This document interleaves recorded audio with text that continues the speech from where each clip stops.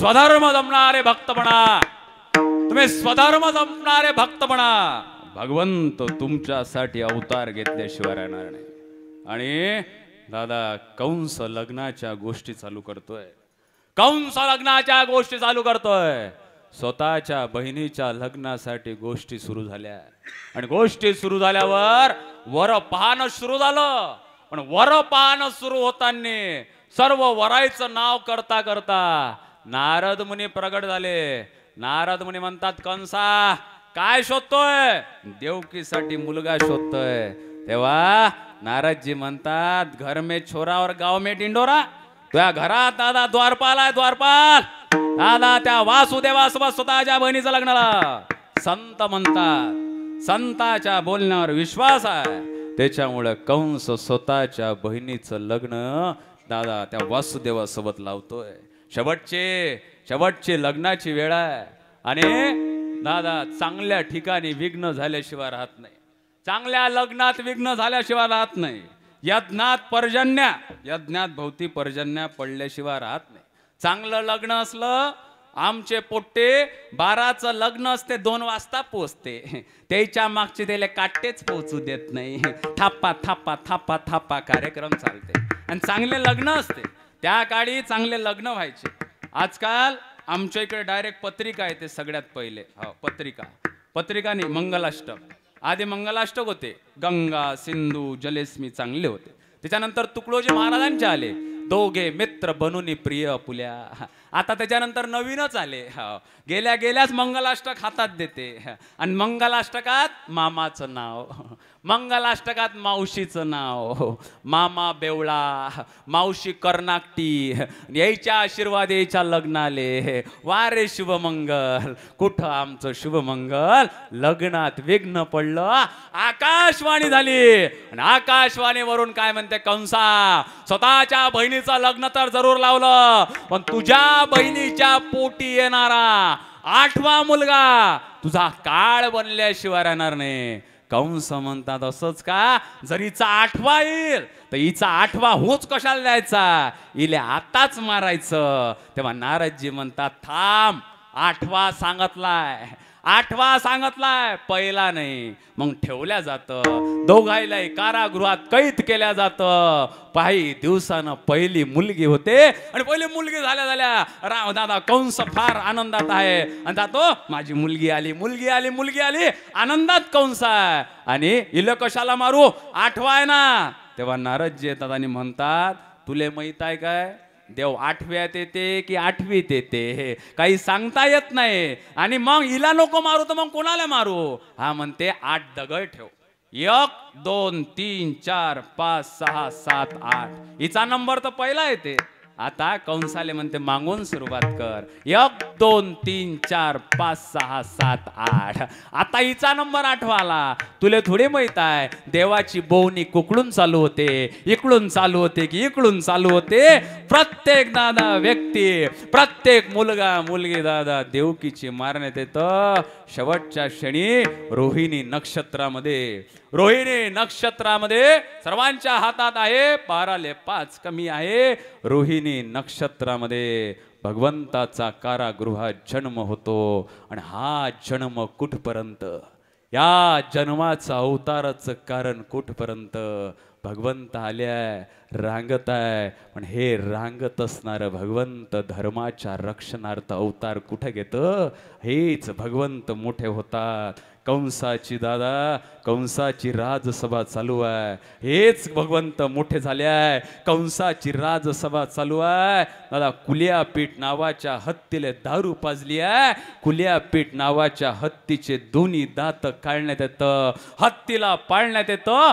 खेळ सुरू होतात, अब्बक दुब्बक तिब्बक खेळ सुरू होतात. नंतरचा खेळ सुरू होतो, कोणाची उडी कुठपर्यंत लांब जाईल. भगवंताची उडी 2 फूट, पेंद्याची उडी 4 फूट, तिसऱ्याची उडी 8 फूट. कंस 20 फुटाच्या आसनावर बसलाय. नंतरची भगवंताची उडी 14 फूट, 16 फूट, 18 फूट आणि हे भगवंताची उडी 20 फूट जाते. मुकुट पाळण्यात येतो आणि कंसाच्या डोक्यावरचा मुकुट पाळून खळगा लावण्यात येतं आणि शेंडी पकडून भगवंत म्हणतात, तूच मामा होय ना, तूच मामा वय, पुतना पाठवणारा तूच वय, सर्व राक्षस पाठवणारा तूच वय, आणि तुया बिमोड केल्याशिवाय राहणार नाही. भगवंत खडगाने वार करतात, कंसाचा वध करतात.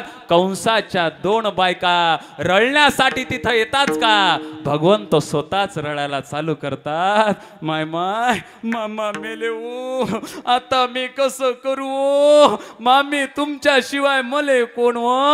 भगवंत म्हणते रडू नको, रडू नको, तुमचा तारणहारी मीच आहे, तुमचा पालनहार सुद्धा मीच आहे.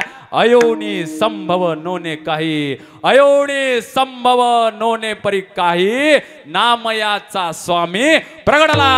विठ्ठला विठ्ठला विठ्ठला विठ्ठला विठ्ठला विठ्ठला. नंद किया नंद भयो जय कन्हैया लाल के, नंद भयो जय कन्हैया लाल के, नंद करा नंद भयो जय कन्हैया लाल के, नंद करा नंद भयो जय कन्हैया लाल के, अति गड़ा काल के जय कन्हैया लाल के, जय कन्हैया लाल के, जय कन्हैया लाल के.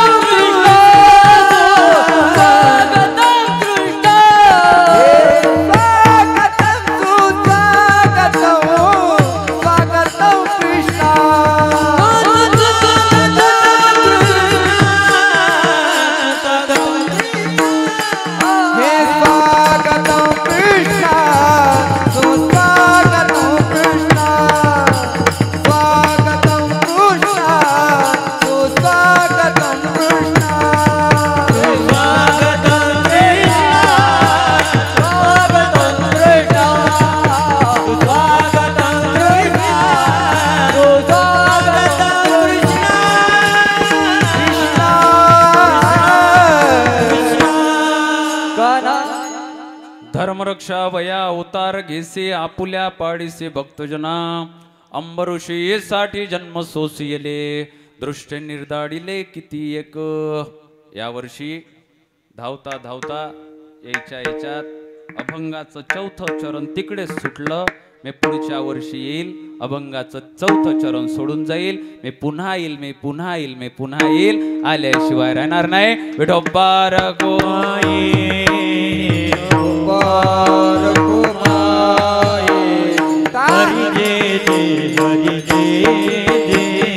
हरे जे